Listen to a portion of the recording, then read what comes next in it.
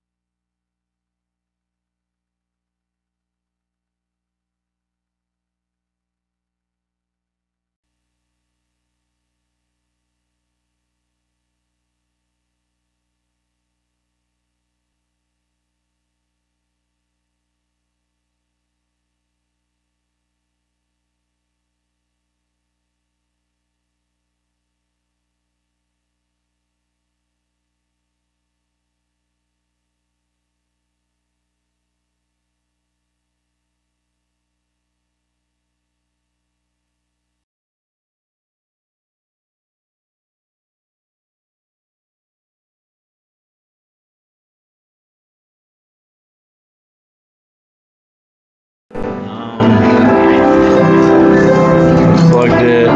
You know what? I think that did it. Yeah, all of a sudden that mixer is showing sound. That's what it was. Okay. Beautiful. Well, thanks. Yeah. All right. Hey, thank you, Tom. Appreciate it. Bye. You can't go anywhere. What you just did. Okay, I gotta go down there. What did you do? I plugged this and plugged it back in. Just have it hanging out in there. Yeah, Let's try it. I'm not convinced it's gonna work, but we'll give it a shot. yeah, once I put this on and everything, I will. Okay. Yeah, put the headphones on and see it. Yeah, that's fine. Because it looks right there. Yeah. I don't want you.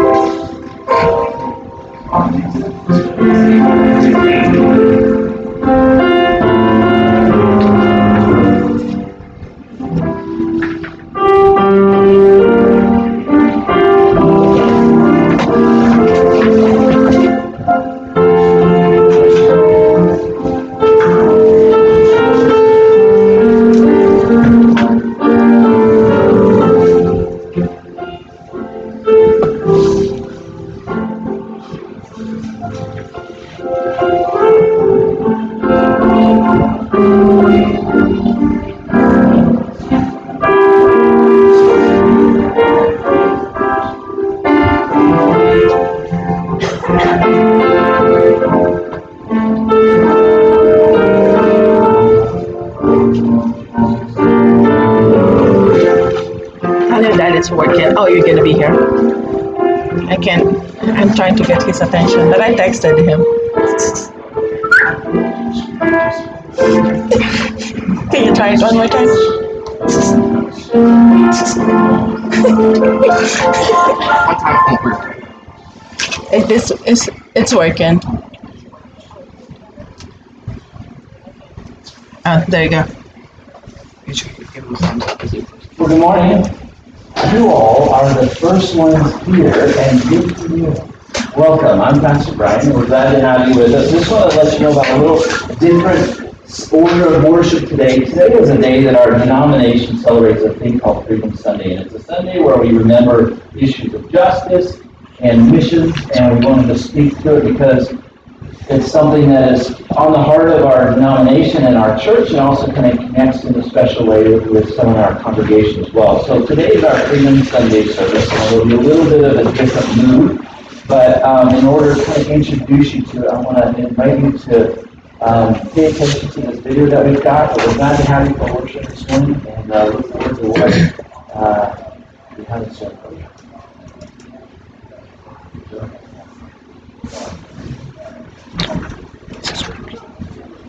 Worship is a catalyst for action. You have come into this place today to join with others around the globe to worship in the direction of freedom. When you come into a worship place, you're coming from different places and backgrounds.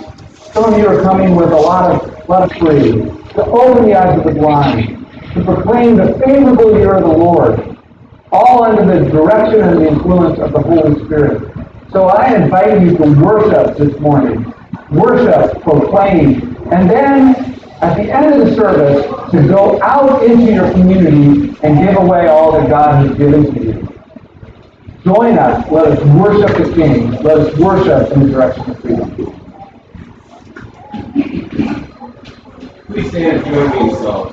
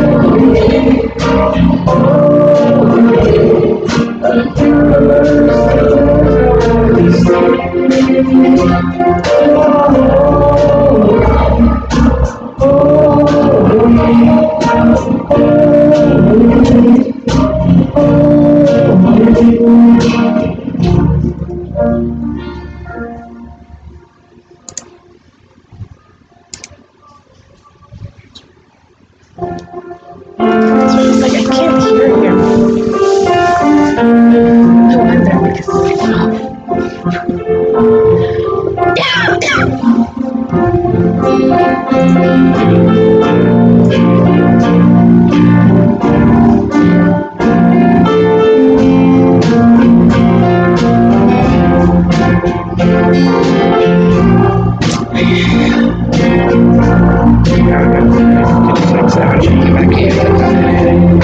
So you could exit out of it and get back in, but we did that, didn't we? Stop streaming the screen again.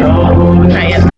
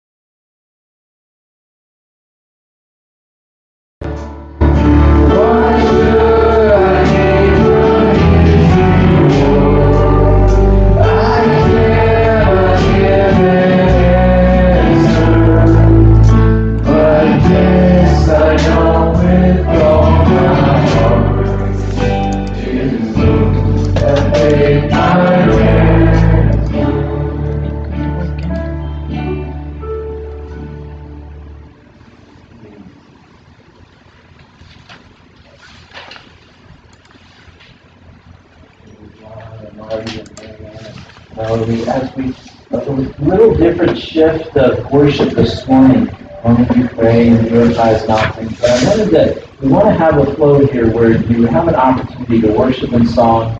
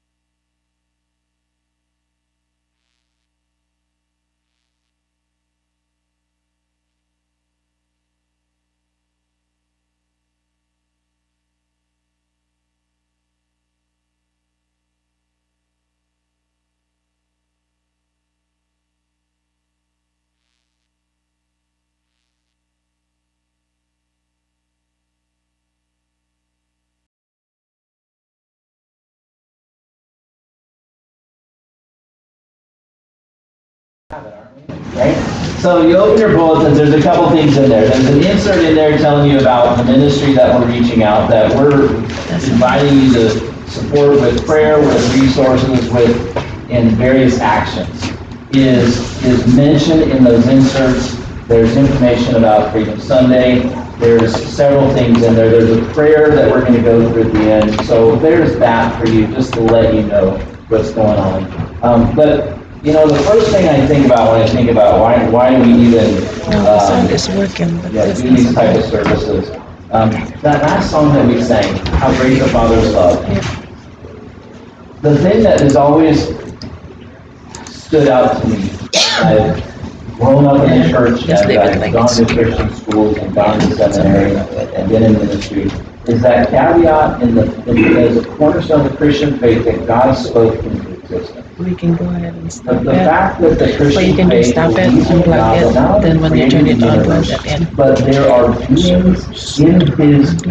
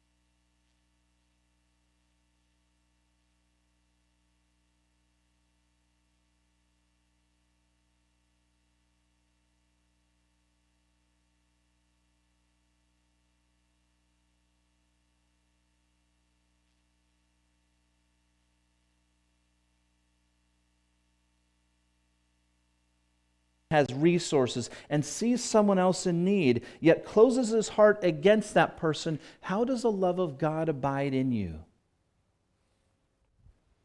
Little children, let us not love in word or in deed.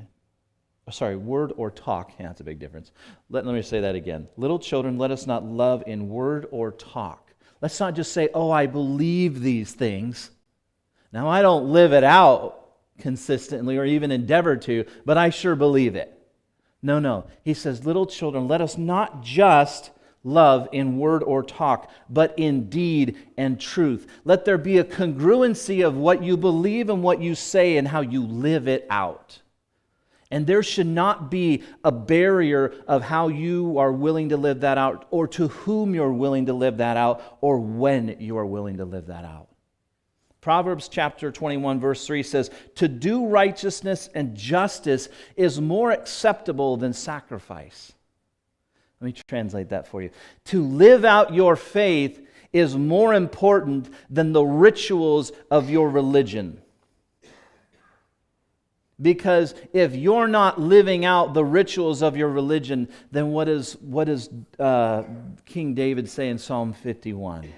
Oh, you don't care about those sacrifices. I give them to you if they mattered. What matters is a heart that is turned inwardly with a broken and contriteness that desires to have nothing in them but the ways of God exuding out of them. Now that's my paraphrase. But the ways of God is not just to be transformed in the mind, but our entire being evidence a life that has been radically saved. And so that's why on occasion, we probably ought to do it more, but we talk about this idea of, in reminding us of this, that God is a God of justice, of righteousness, of caring for those that we often ignore, or in places that we don't want to go, or in situations that we are oblivious to. It's a reminder not just of the Free Methodist roots. Free Methodism has been around since the Civil War, and one of the pillars of the denomination has been issues of justice. And it is a part of the DNA of this specific stream in the Protestant church. And it's a reminder of our roots. I think it's a reminder that goes back even farther than 1860. It goes back to the time when God spoke to Moses in the burning bush that was not consumed. And he says, I have heard the cries of my people. Will you come and hear my voice and be an ambassador of bringing freedom? I dare say it probably went back farther than that when God called Abraham out of the land of the pagans and said, hey, I've got a plan. Do you want to embark on this journey I have with you? Ever since humanity stepped outside the realm of God's good intentions, he has been endeavoring to bring back restoration.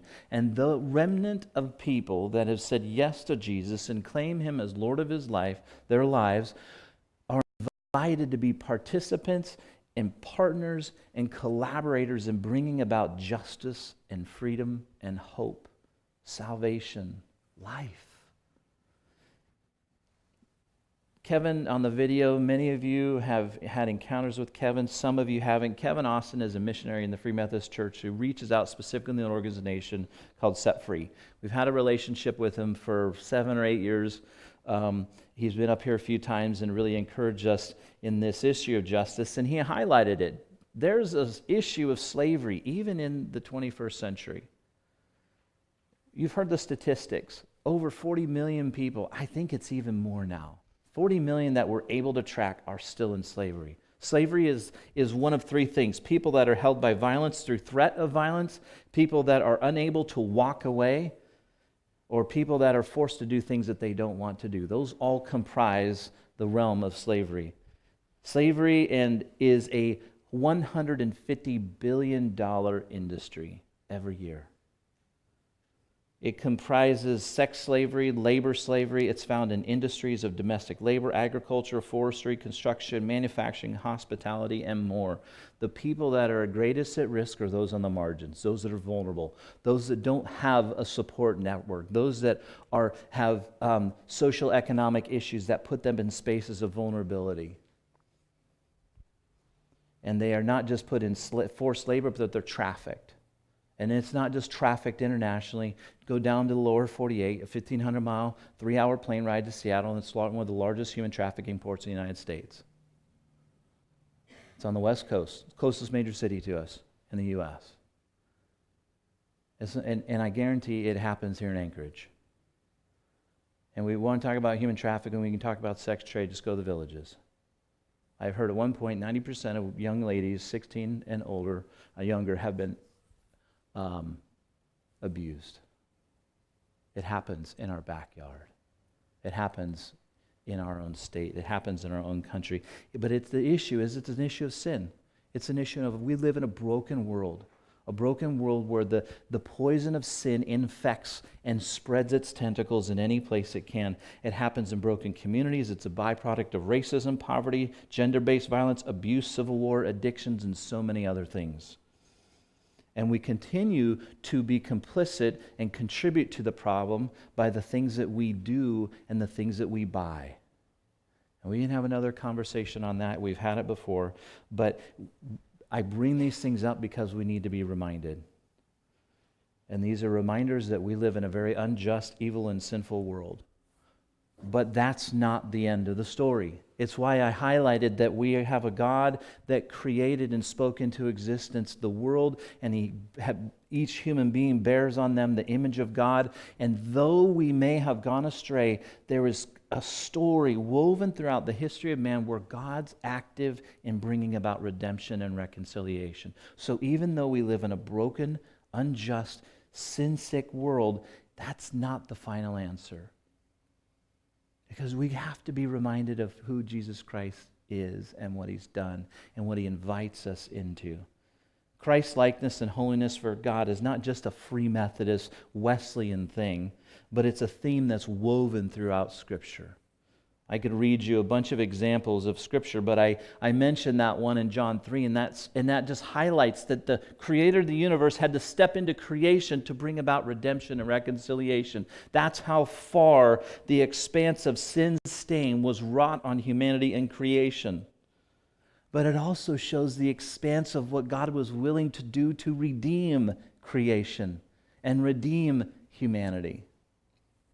And he invites us into that process. And we know he invites us into the process because if you just read the Old Testament alone, you'll read how the people of Israel were to be a people of justice and be a beacon of hope and justice. And one of the reasons why they were so disciplined is because they often were the very oppressors that they were being told to bring freedom from. Freedom Sunday is about remembering our roots. It's about celebrating not only the incarnation of Jesus Christ and the life of Christ and the death of Christ, but the resurrection and the power of the Holy Spirit that can transform individuals and it can transform communities. It's also to be able to say, how do we step into those spaces of opportunity, big and small? And we want to speak to the opportunities that are presented. The first thing, and it's a theme that fits very well with what we've been talking about for the last 5 or 6 weeks, is prayer. I invite you this week especially to pray in the direction of freedom. Pray in the direction of identifying places. You'll hear about more specifically the issues going on in Iraq and northern, in that Middle Eastern area. So you will have a very tangible place that you can pray for. But I would also invite you to say, God, how do my prayers become more? Because prayers have the capacity to bring about change. Not just out there, but within us. 1 Peter 2:10 says this, we are God's holy nation, a royal priesthood, God's chosen people who are gifted for the work of his kingdom. Isaiah 58, the book of Amos, Matthew 25 says we are called to do justice. In Exodus, the story is about how we were once slaves and God delivered the people of Israel from slavery, from the tyrannical hands of the power of Egypt. And in like manner, when Jesus Christ died and was resurrected, he offers salvation from the freedom of sin, the slavery of sin, and he would receive. And even Jesus in Luke chapter 14 repeats Isaiah 61, and he says, "The Spirit of the Lord is upon me. The Spirit of the Lord is upon me to bring freedom, to be filled with the Spirit, to set captives free, and work toward the favorable year of the Lord."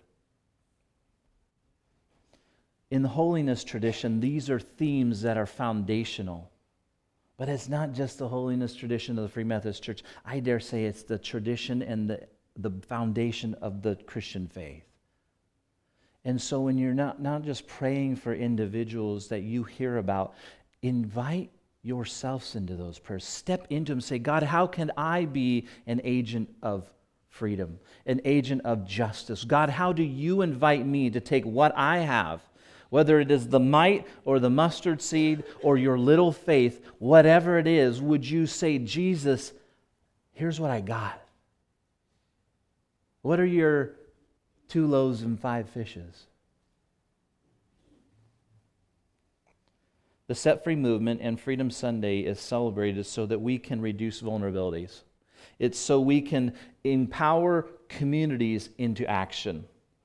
That it's a collaborative effort to bring freedom and healing in our neighborhoods. I guarantee there are places of community needs that address issues of vulnerability, not just in Eagle River, but in Anchorage alone, and even out into the valley, into the villages. Just in our beautiful state that we love, there is opportunities to step into to bring freedom and healing, but also to partner and collaborate in places and contexts in the world that need that same freedom and healing.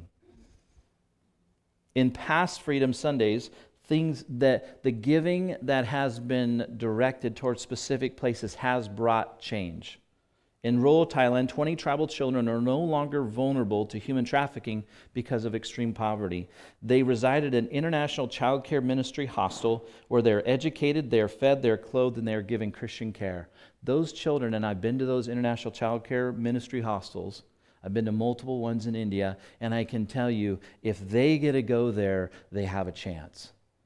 Because they're given an education. If a child that's living on the streets of India has an opportunity even to learn a very remedial English language, they have a far better chance than any other kids in their neighborhood to make it out of there. Because they begin to speak the language of commerce. Even in India, where there's 7 major languages, if you can speak English, it changes everything. And in Thailand specifically, there's 20 children that have an opportunity.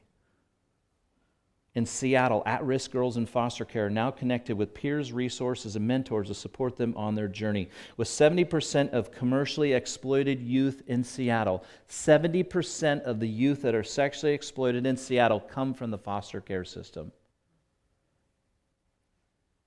Every 7 out of 10 children in foster care are at risk to be sexually exploited, just in Seattle. And so there's a ministry through the Free Methodist Church and SPU down there and other partnerships. They're working with foster care to get these girls equipped, supported, and empowered to change their futures. And it's happening. Across the other side of the nation in a little town of Illinois, in Greenville, I believe, where women who once survived human trafficking can heal and flourish. These women, once coerced and forced to engage in dehumanizing acts, are now pursuing a relationship with the Lord. They're learning how to trust. They're experiencing healing. They're studying for their GED or a bachelor's degree, and they're securing employment. There is a home that was started for these women that were trafficked, and if I remember correctly, it's one of 3 in the whole state of Illinois. And their future has been radically altered because of celebrations like today. And by the end of this year, as many as 10 Roma girls in Bulgaria will move into a home where they will live in a safe and secure family environment free of poverty, neglect, and abuse. I just got a video about that place being dedicated. It may seem small, but in God's kingdom, all you need is something small, and the possibilities explode. Each of these powerful interventions to human trafficking thrived because of giving that's happened in the direction of freedom on Sundays like today. There is a hopeful response. And that's what I'm inviting us into today. What is our hopeful response? What can we do in the direction of freedom? How will God invite you to be mobilized into action? I would love to see, ever since I've been here, we're going into our 6th year of being in Alaska, and each year there's been incremental movements in about a set-free Alaska and what that looks like. We've had conversations. Kevin Austin's come up and visited. We've had workshops. We've had conversations. We've had people and small groups talk about it. We've read books. But what are movements in the direction of being more collaborative and more community-based and reaching out to our own neighborhoods and beyond? I know there's gifts and talents and resources in this congregation alone. And I know that this congregation has relationships elsewhere that can reach out and begin a community movement in the direction of freedom. And I'd love to see us take another step forward in what that looks like. And so there'll be opportunity for you to respond. In your worship folder, there's a little thing there. It says partnering in prayer. And if you want to say any part of the service that you would like to say, hey, I want to put myself out there, put your name and anything in the service. There's a couple slots, maybe 1, 2, or 3, that you're saying, hey, I'd like more information, or I'd like to step out into that. Just denote it. And at the end of the service, when we take up a tithe and a special offering for Set Free or the Freedom Sunday offering, put that prayer partnership in the basket. That's your opportunity. If you, at the end of our service, if you want to give specifically towards Freedom Sunday initiatives, we can get you an envelope, or you can denote it on your check. But I'm kind of talking from this view, and I want to have a chance for you to hear more specifically to this area in Iraq and where Freedom Sunday is directing its resources. And so I want to show this last video, and then I'm going to turn things over to Karen, and she's going to share with you her experiences in Iraq.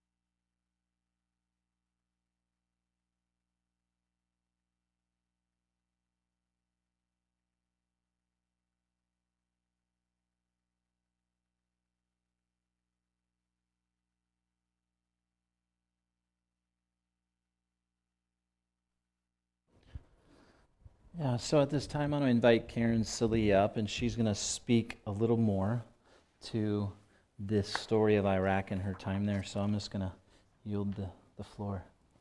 Welcome.